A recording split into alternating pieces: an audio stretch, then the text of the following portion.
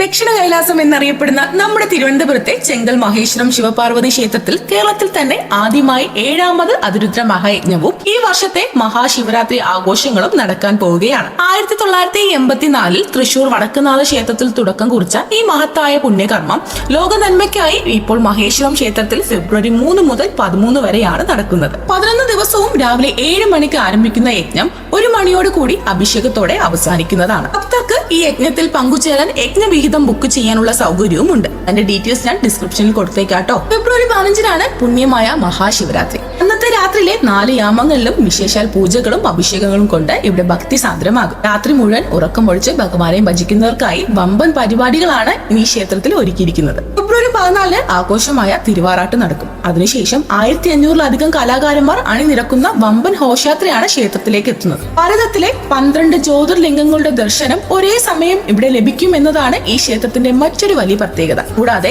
111 അടി ഉയരത്തിൽ പണിത ലോകത്തിലെ ഏറ്റവും ഉയരം കൂടിയ ശിവലിംഗത്തിനുള്ളിൽ പണിത കൈലാസ ദർശനവും ഭക്തർക്ക് അനുഭൂതിയാകും. ഈ വർഷത്തെ ശിവരാത്രി പുണ്യം തേടി ചെങ്കൽ മഹേശ്വരം ശിവപാർവതി ക്ഷേത്രത്തിലേക്ക് വരാൻ മറക്കണ്ടാട്ടോ.